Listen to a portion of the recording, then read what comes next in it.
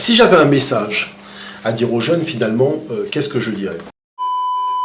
Qui, elle, va parler justement des arômes et des senteurs kamites. C'est-à-dire que les femmes avaient des parfums, avaient des senteurs particulières, vous voyez, toutes ces choses-là qui permettaient justement d'énergétiser positivement l'aura d'un individu. Avec naturellement la magie des turbans, parce que nouer un turban, ça requiert quand même un certain savoir-faire. Il y a des petits secrets qu'on ignore des fois, et c'est bien d'avoir quand même le point de vue d'une professionnelle qui va expliquer comment ça se passe. Donc tous ces ateliers se terminent par des travaux pratiques qui permettent aux femmes finalement de voir comment les choses fonctionnent et de découvrir des secrets qu'elles ne connaissaient pas. Donc vous voyez, qu'est-ce que je veux dire par là?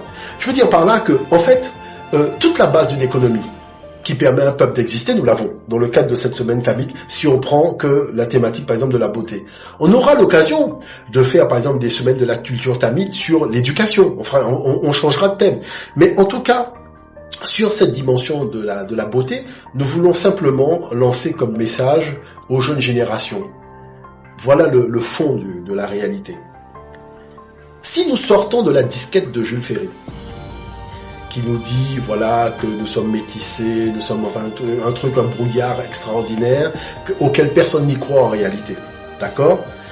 Parce que je tiens quand même à rappeler que moi, quand je voyage à travers le monde, je vois les ordinateurs qui parlent toutes les langues de la planète. Il y a des ordinateurs où on peut écrire en arabe, des ordinateurs où on peut écrire en japonais, des ordinateurs où on peut écrire en chinois, on peut écrire en anglais, on peut écrire en allemand, on peut écrire en espagnol, on peut écrire en portugais, blablabla. Mais où sont les ordinateurs qui nous permettent d'écrire les langues africaines? Voilà la réalité. Parce que la technicité aussi doit être colonisée. C'est-à-dire, il faut que nous ayons aussi une démarche de colonisation de la technicité. Le chinois, quand il prend quelque chose, il colonise à la sauce chinoise.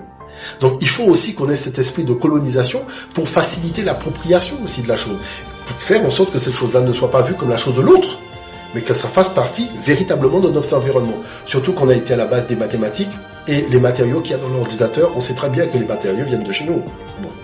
Donc, ça veut dire que la formation s'entend par une technicité et une culture. 50% de technicité, 50% de culture. Si nous prenons 50% de la technicité, nous mettons notre culture, nous aurons la possibilité de faire émerger véritablement un monde kamite. Alors, si j'avais un message à dire aux jeunes, finalement, qu'est-ce que je dirais? Je dirais que la possibilité d'exister en dehors de ce que l'on est, c'est une impossibilité mathématique.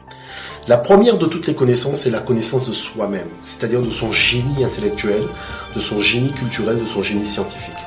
C'est à partir de là qu'on a les piliers, véritablement, de son essor économique.